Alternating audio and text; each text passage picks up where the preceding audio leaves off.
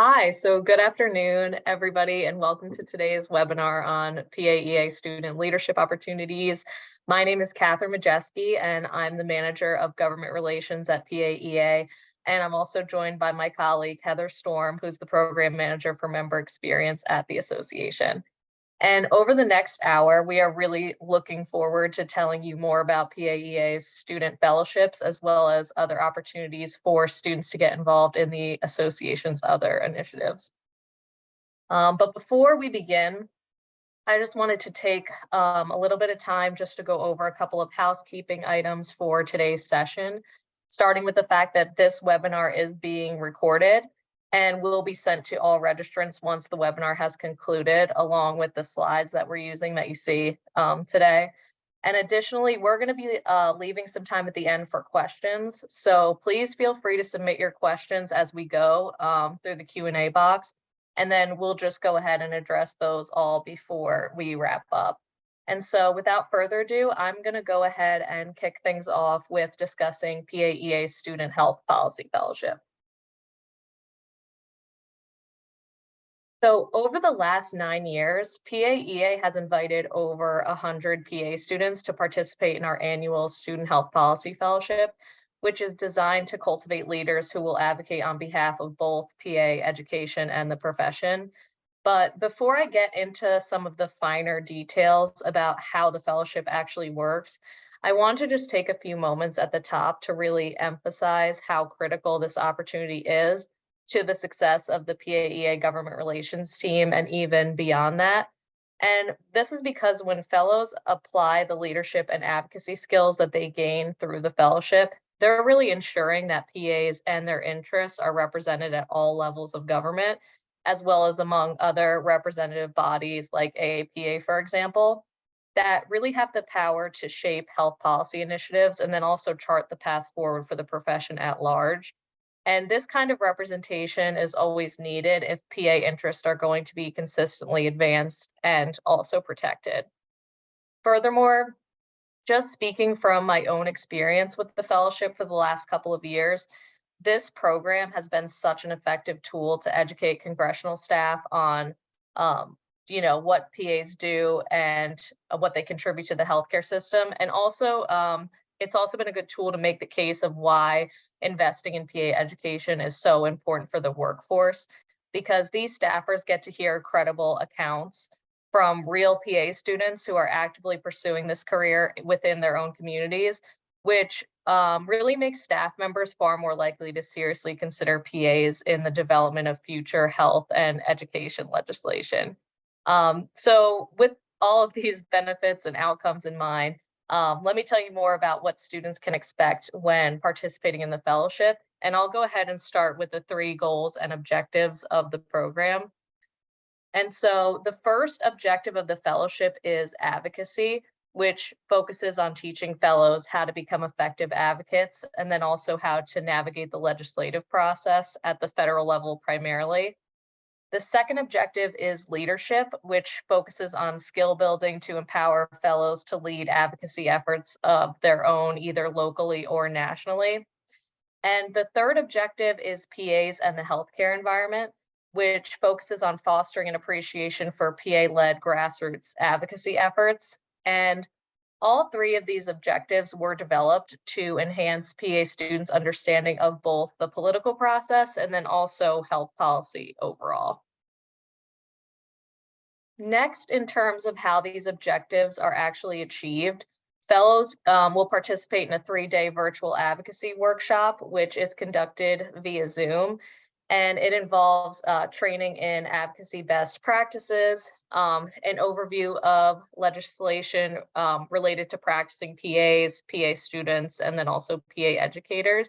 And it concludes with fellows actually conducting their own calls or virtual meetings with staff who work for their elected officials in Congress to request their support of specific policy aims that are identified during the first 2 days of the workshop. In addition, the workshop is an excellent outlet for fellows to network and collaborate with their peers who share their passion and their interest in policy, advocacy, and also the future of PA education and the profession. And then following the workshop, fellows have 1 year to work with a faculty mentor to complete what we call a community-based advocacy project. And these projects take on many different forms and could be, just as an example, inviting a member of Congress to speak with your program. It could be organizing a lobby day at your state capitol building, or some students choose to present to their classmates on a policy issue or just the importance of sustained advocacy in general.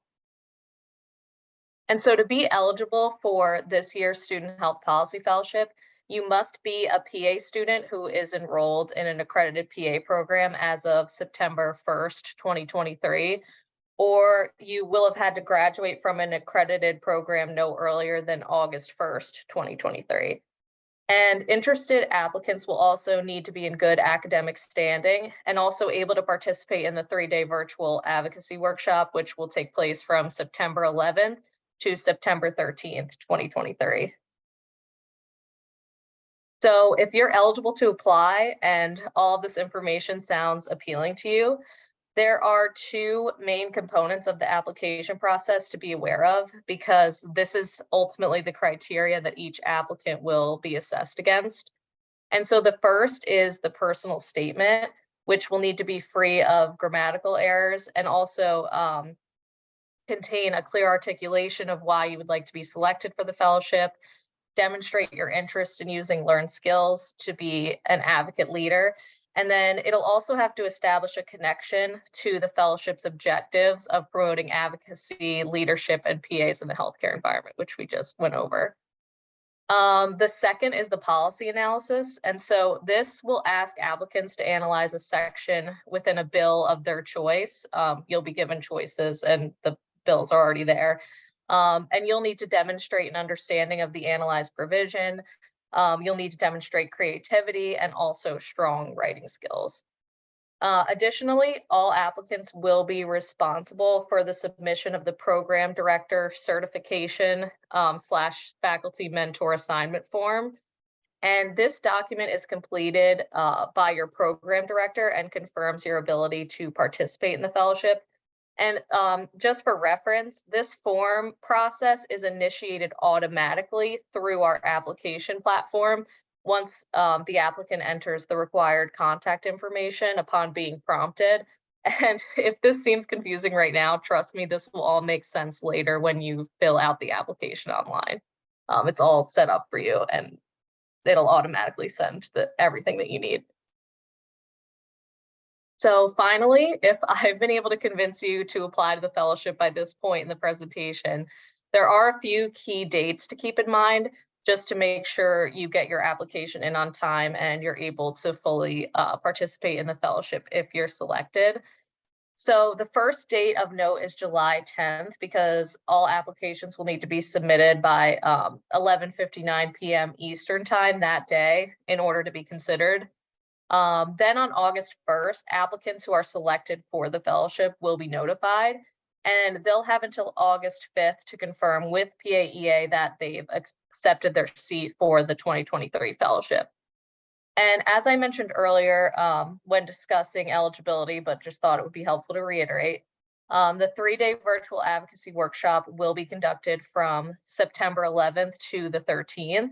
So just make sure that your schedule is free and clear and you're ready to dive into all the policy and advocacy content that the fellowship has to offer you. So with that, I really thank all of you for your time and consideration, and I'll turn it over to Heather to discuss the Future Educator Fellowship. Thank you. You can go to the next slide. So the Future Educator Fellowship is a year-long, and it's generally designed to help PA students who have an interest in education, because we have a shortage of PA educators. There's a lot of turnover in PA education. And there are a lot of students who have the skill set, a lot of PA students who have, in a lot of cases, a background in education already. They've done teaching, or they have the skills, or they've worked with students in a prior life. And so this is for students who have an interest in education and might want to go into education in the future. to help students build those foundational skills in teaching and to know what it will be like once they decide to sort of dip their toe in education and how to build a curriculum or how to, build test questions and what assessment building is like, and, what mentorship is like and how to give feedback in all of those different areas. It's designed to expand professional development, create leadership opportunities. The main objectives of the fellowship have changed a bit this year in that we have completely rebuilt the fellowship around the educator competencies. So there are the foundational educator competencies, which are teaching, learner-centeredness, interpersonal and communication skills, and then professionalism and role modeling. The functional educator competencies, which are scholarship, development, and leadership.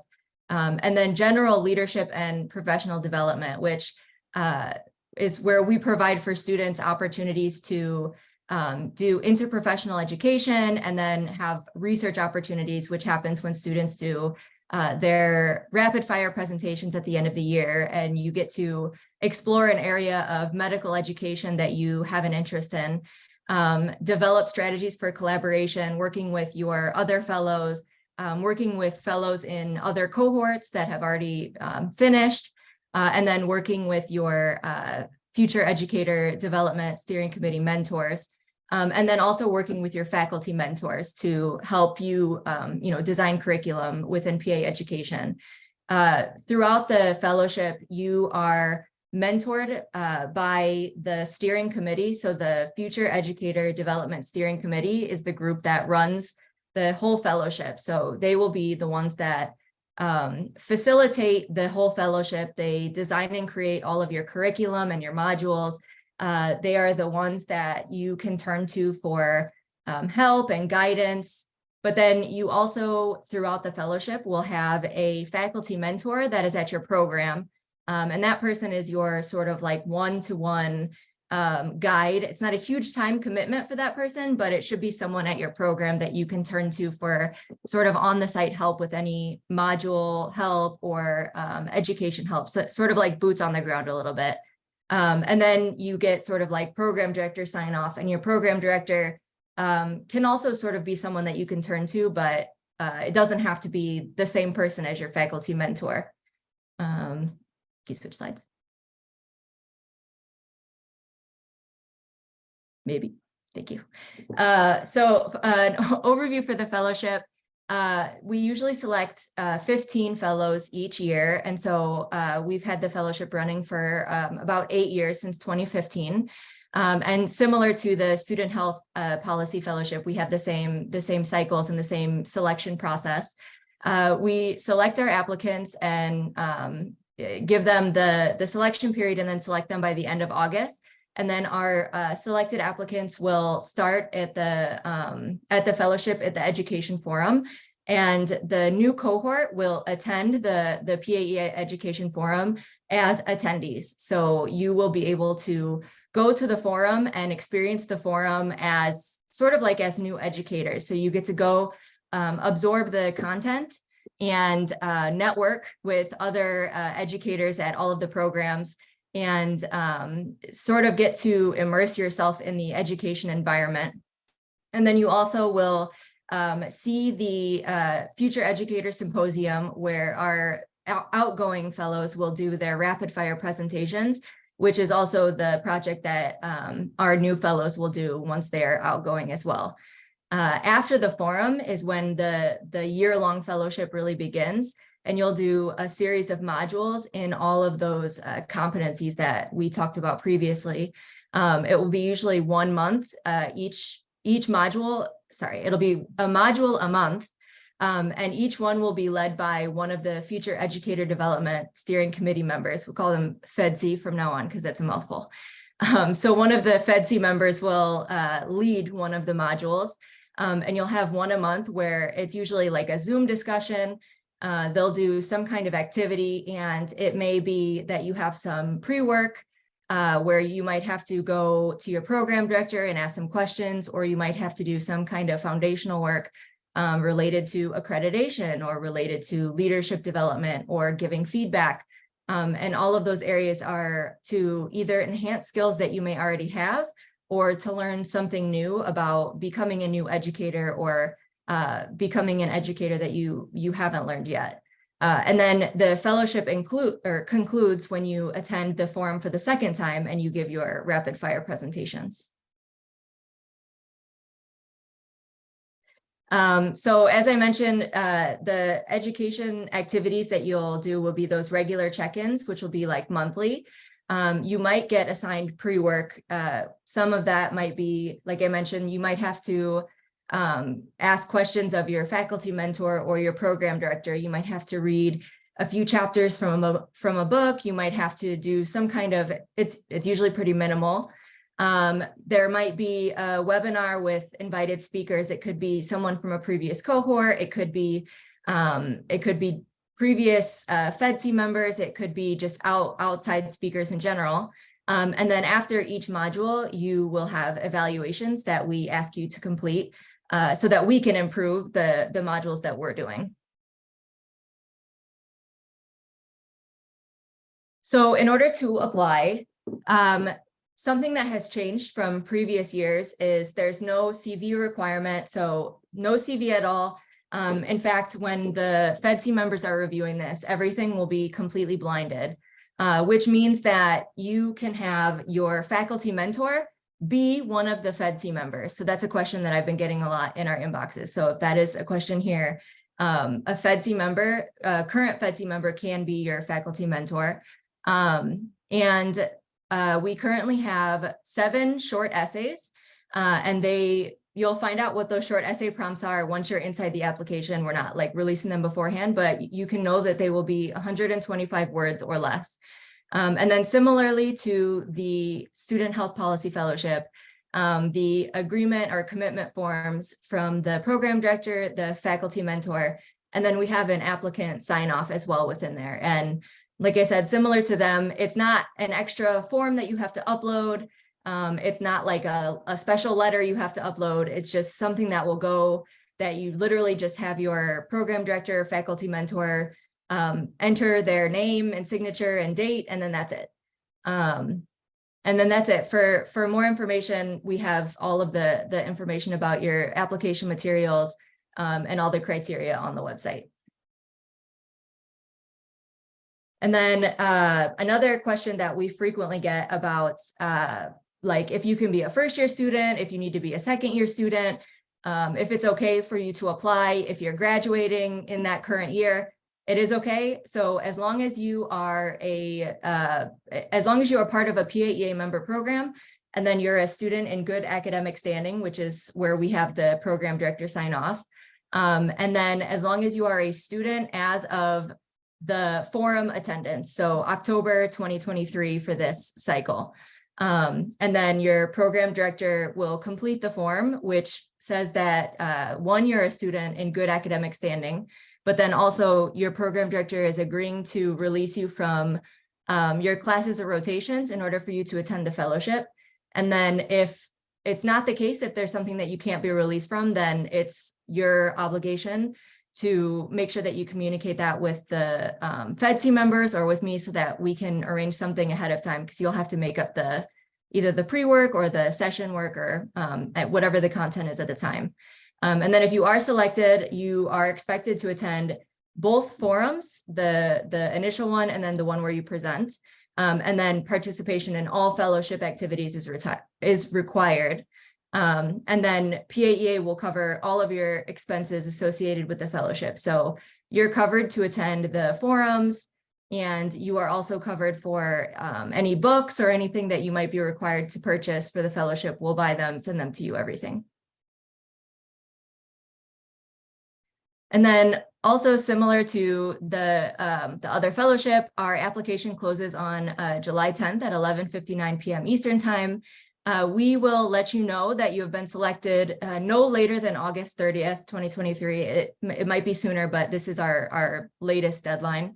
And then the 2023 Education Forum will be October 11th through 14th, which you will be attending. And then the 2024 Education Forum, we don't know the dates yet, but the 2023 forum will be in New Orleans, and then the 2024 forum will be in Florida. And that is it. But for more information, this is our Future Educator Fellowship designated inbox. So you can always send us questions here directly and we can answer those.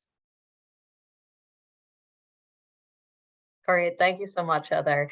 And to conclude our presentation, we also wanted to briefly flag a few additional opportunities for students to get involved in PAEA's initiatives beyond just the scope of the fellowships. And so we're going to go ahead and start with PAEA's Grassroots Action Network, which is one approach that PAEA utilizes to ensure that students and faculty have an opportunity for their voices to be heard. And this can be accessed by visiting the Advocacy for PA Education page under the Our Work tab on the PAEA website. And through the Grassroots Action Network, supporters can perform a number of different functions, including using our Find Your Elected Officials tool by entering your zip code to see who represents you at the federal level in Congress.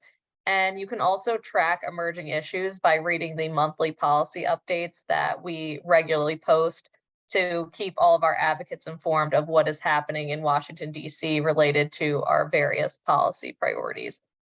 In addition, supporters can also sign up to receive what we call action alerts. And these direct supporters to complete contact forms with a pre-filled but personalized message asking their congressional representatives to support a particular policy initiative.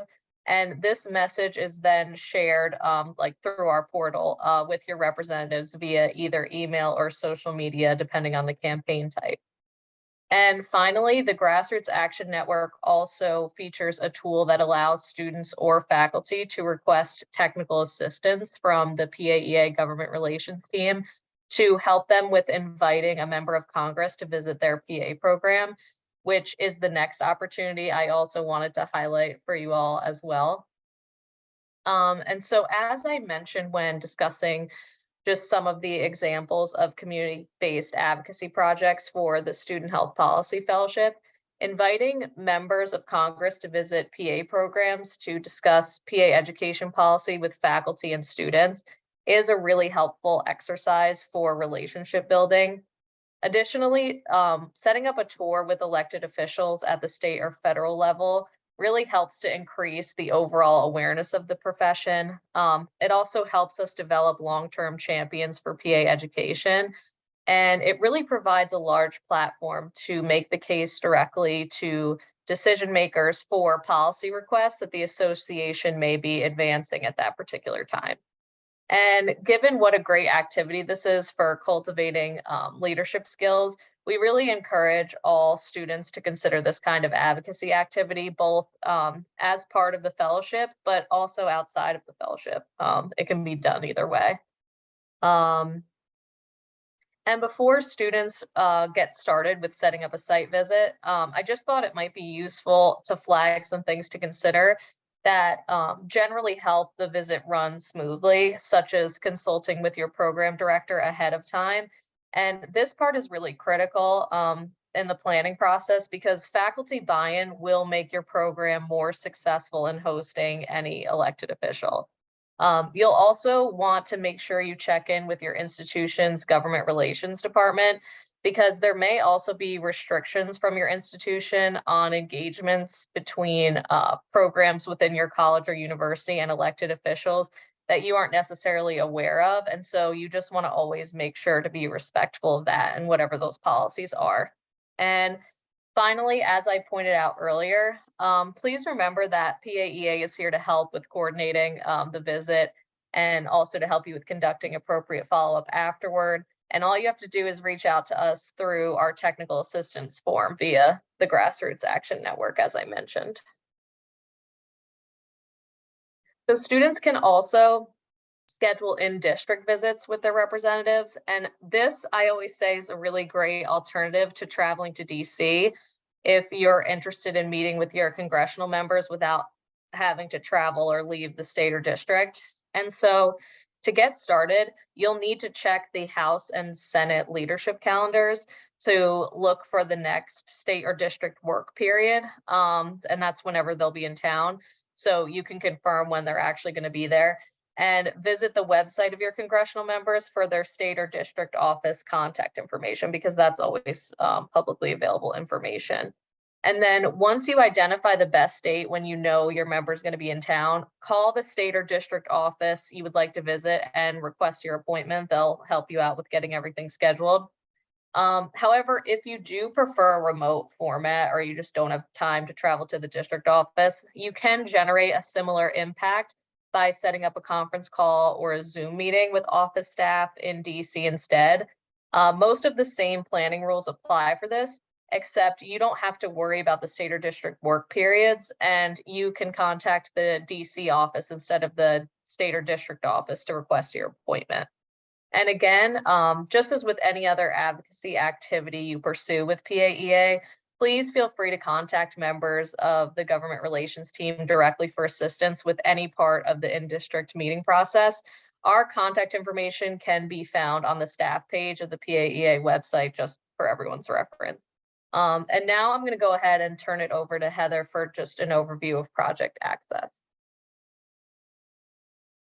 So if you haven't heard of Project Access, it's an outreach initiative where we encourage students, or just programs in general, to go into your local community or the community around your PA program and bring information about the PA profession to areas that are underrepresented in medicine, to show students and schools, particularly like K through 12 schools, what the PA profession is, and how students can start thinking about like the pathway to the PA profession.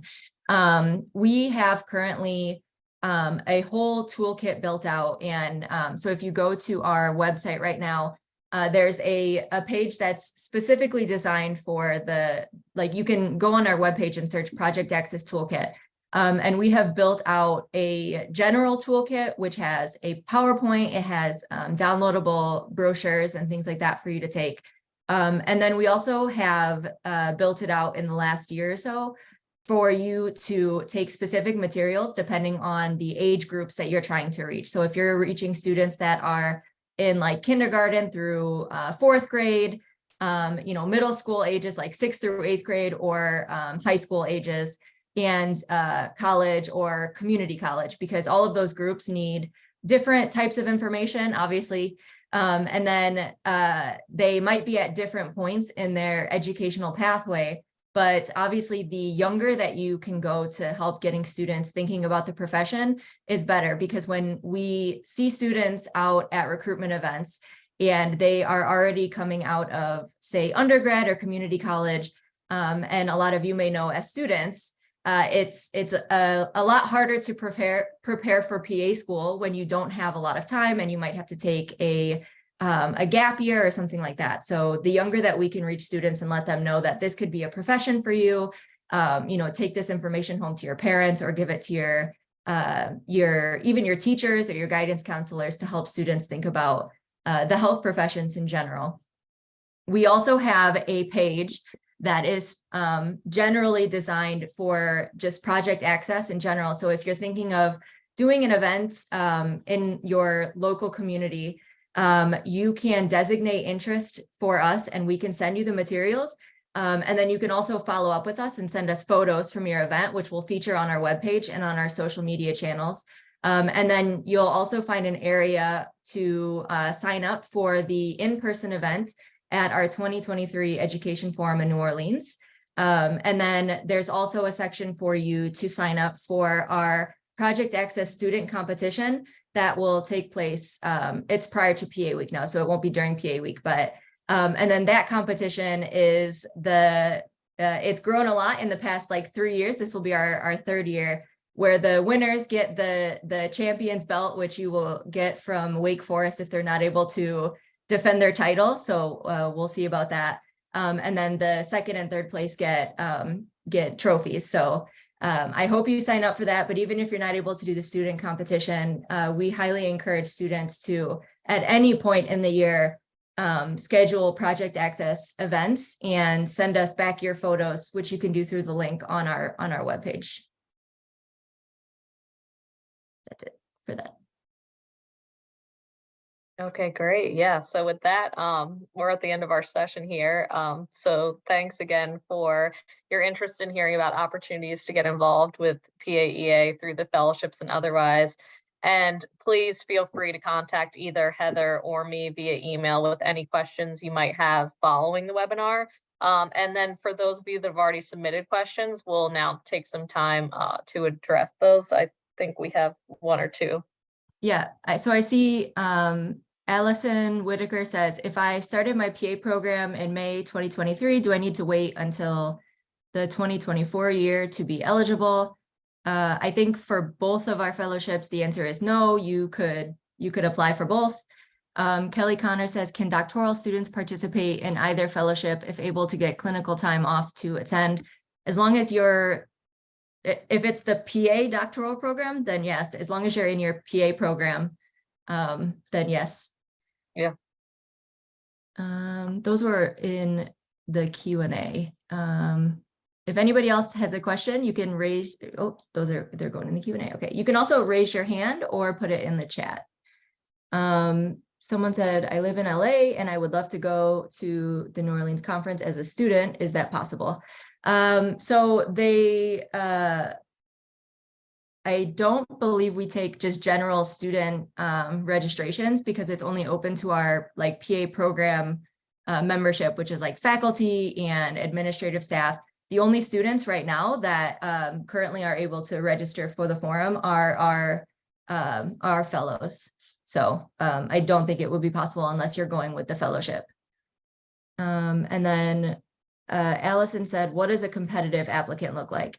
For which fellowship, Allison?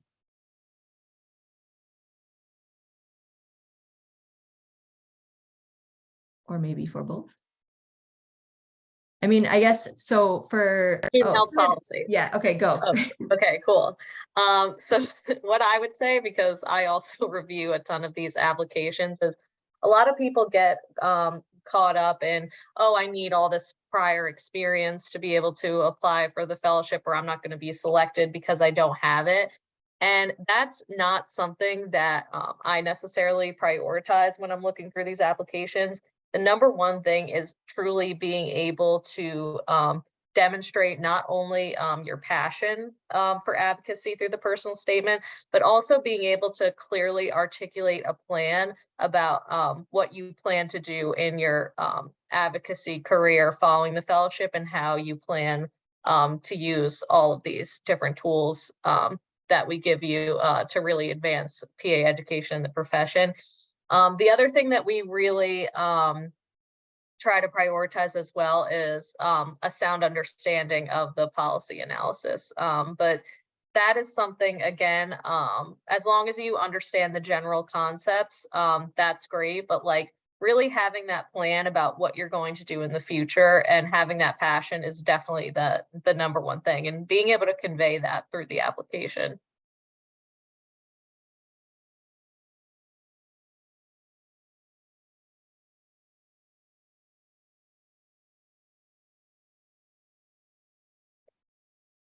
No more.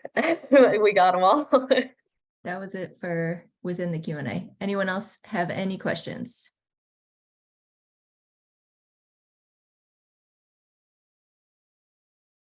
Oh, okay.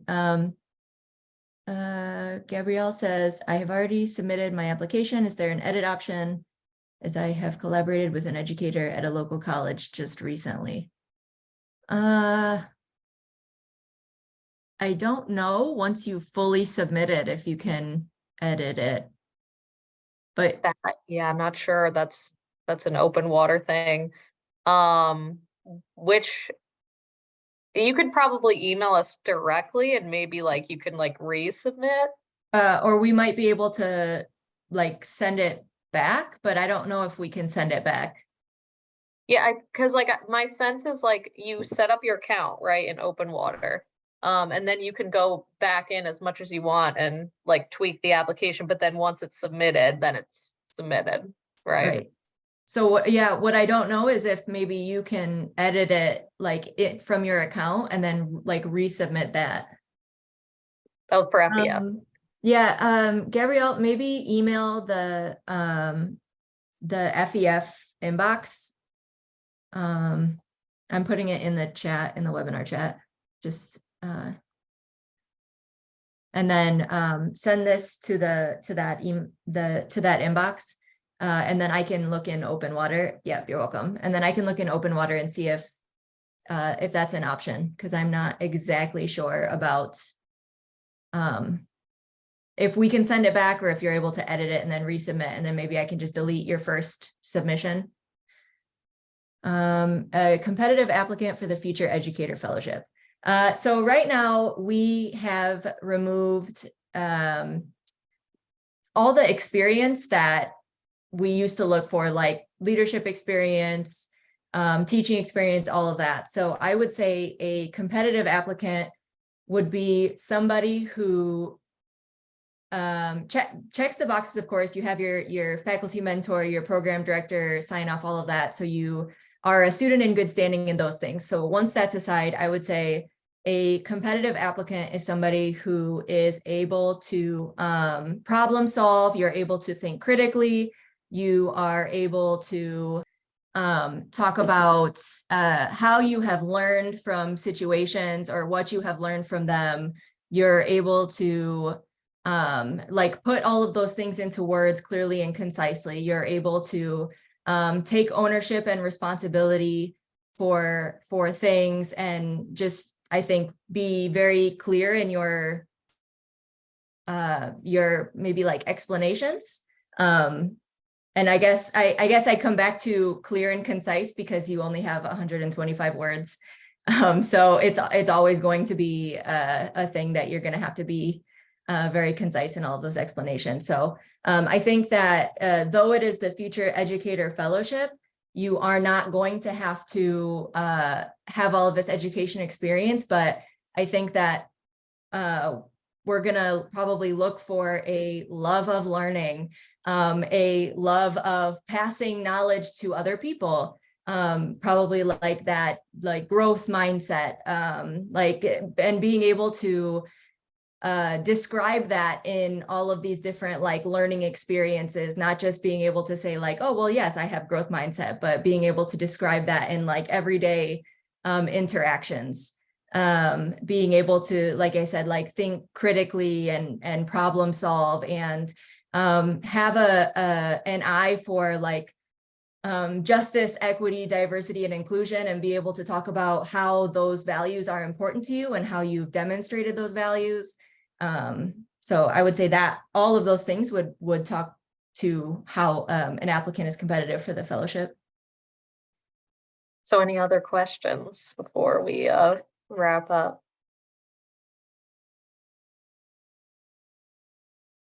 I think we got them all. Yeah, that's all of them. Okay, great. Awesome. Yeah, so seeing no more questions, thanks again, everybody, for joining today's session. And please keep an eye out for my email with the slides and the recording right after this.